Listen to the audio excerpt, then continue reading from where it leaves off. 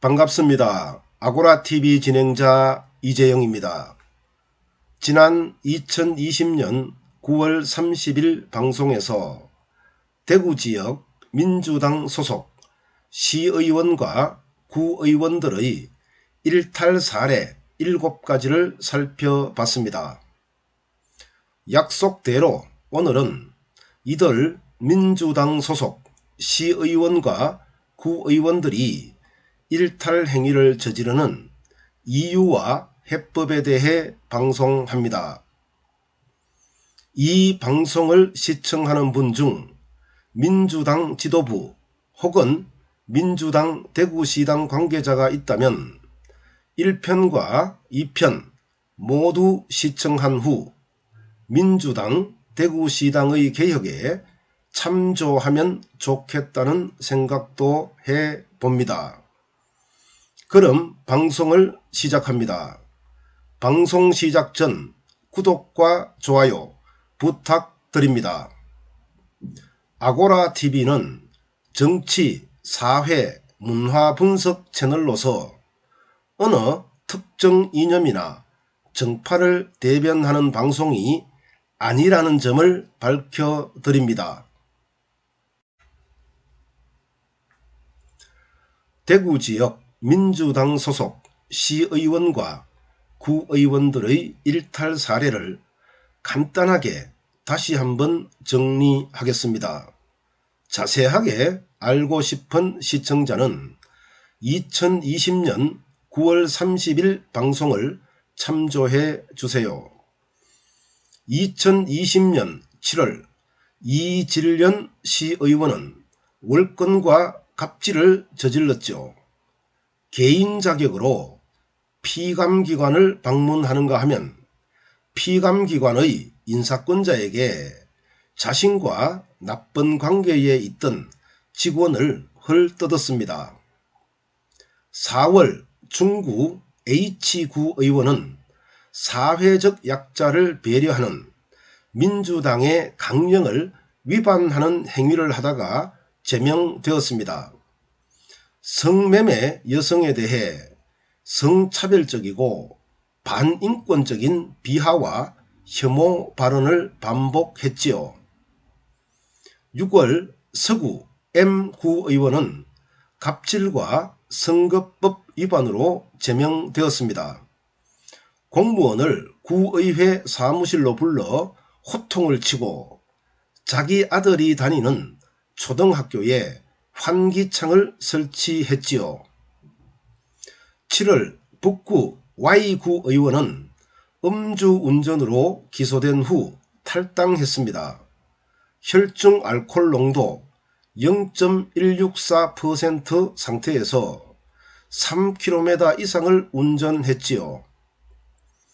L, B, K, A 등 4명의 달서구 의원은 업무 추진비 유용으로 9월에 시민단체에 의해 경찰에 고발당했습니다. 하지도 않은 간담회를 한다고 품위서를 올리고 식당에 선결제 후 주민이 식사하는 부정한 방법을 사용했지요. 달서구 K구 의원은 마을기업의 차량을 2년가량 사적으로 사용하다가 9월 시민단체에 의해 국민권익위원회에 신고를 당했습니다. 민주당 달서구 K지역위원장이 대표로 있는 마을기업 소유의 차량을 개인 자가용으로 이용한 혐의지요. 같은 달 달서구 H구 의원은 달서구 의회 본회의 발언에서 수성구 Y구 의원의 발언을 토시 하나 안 틀리게 도용했습니다. 대구에서 민주당 지방의원들의 일탈은 위기 단계까지 와 있는데요. 원인은 무엇일까요? 바로 부실한 공천과 당원 교육, 그리고 이들 두 가지에서 비롯된 당내 위계 질서의 붕괴입니다.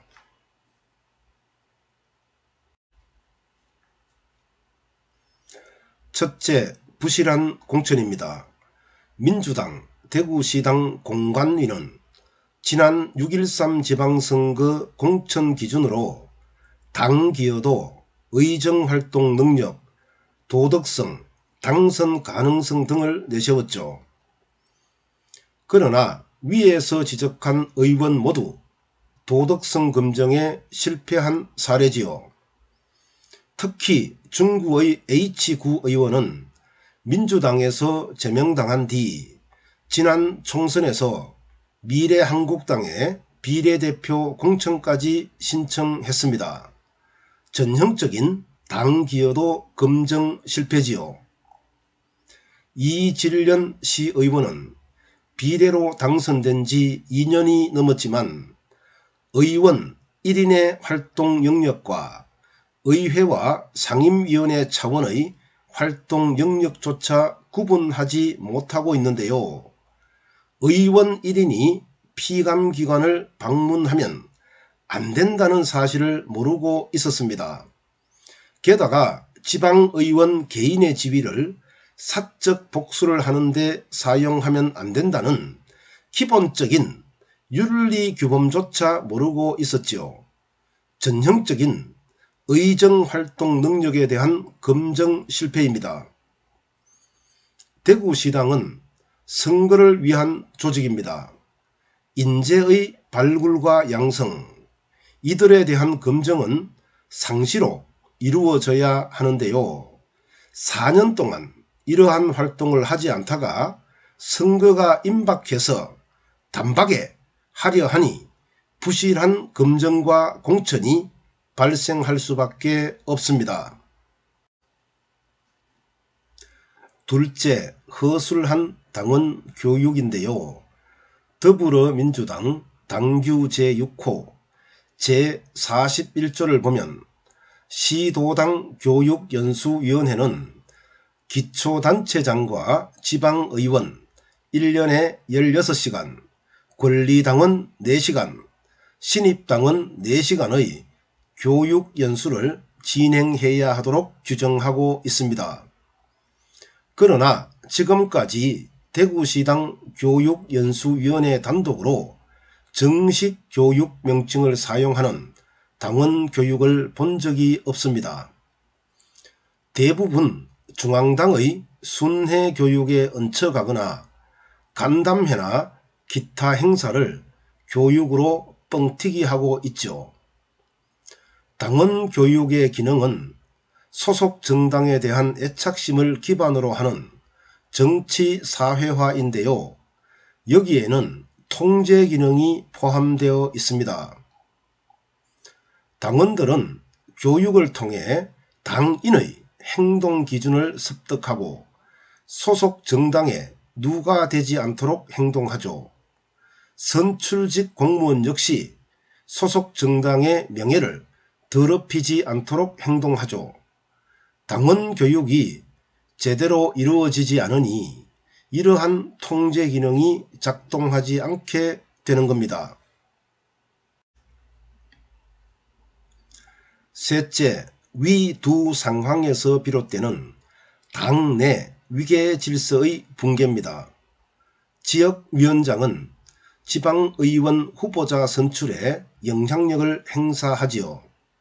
지방의원 후보자들은 당선된 후에도 지역위원장과 원팀을 형성하여 소속 정당과 지역 구민을 위해 활동하는 상황이 통상적입니다. 그러나 대구의 민주당에서 이러한 체계는 작동하지 않습니다. 지역위원장이 원외이기 때문이죠. 지역위원장이 지방의원 후보자에 대한 추천권을 행사하기는 합니다. 그런데요, 지방의원으로 당선되고 나면 위치가 역전되는 경우가 많지요. 지방의원은 의원이랍시고 지역위원장의 통제에 잘 따르지 않고요. 원외인 지역위원장은 쪼그라진 자신의 처지 때문에 지방의원을 통제할 기력을 상실하게 됩니다. 공천과 교육이 이러한 현상에 대한 보완책이 될 수 있는데요. 공천 과정에서 조직 적응력과 애당심이 없는 지원자를 걸러내면 된다는 뜻입니다. 교육을 통해 지역위원장과 지방의원이 원팀을 형성하도록 하면 됩니다. 이것저것 아무것도 없는 대구에서 지방의원의 천방지축은 이미 예견되어 있었습니다. 대구는 민주당에게 흠집니다.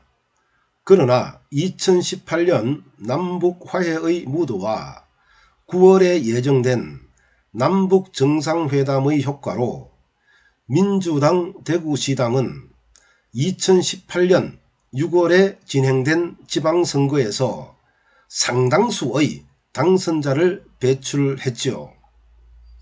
2년이 지난 현재 시점에서 이들 민주당 소속 대구지역 시의원과 구의원들의 일탈을 보면서 대구 시민은 무슨 생각을 할까요?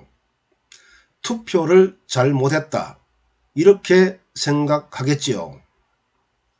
따라서 계속 이런 식으로 나가면 대구의 보수당 일당 독재는 굳어집니다. 2022년 지방선거에서 민주당의 완패는 자명하다는 뜻입니다. 물론 대구 시민의 지지를 얻을 기회는 있습니다. 우선 문제가 된 시의원과 구의원을 제명해야 합니다. 이들이 민주당에 존재하는 한 시민의 신뢰를 받기 어렵기 때문이죠. 다음으로 상시 공천 시스템을 가동해야 합니다. 상설인재영입위원회를 만들어 지방선거에 출마할 후보자를 찾고 이들을 상시로 검증해야 한다는 의미죠. 마지막으로 당원 교육을 내실 있게 진행해야 합니다.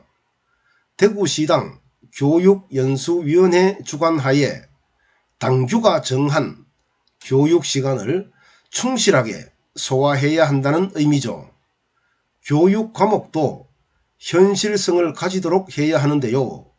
민주주의, 정당, 선거, 선출직 공무원의 활동 방향 등이 여기에 포함될 수 있습니다. 감사합니다. 아고라TV 진행자 이재영입니다.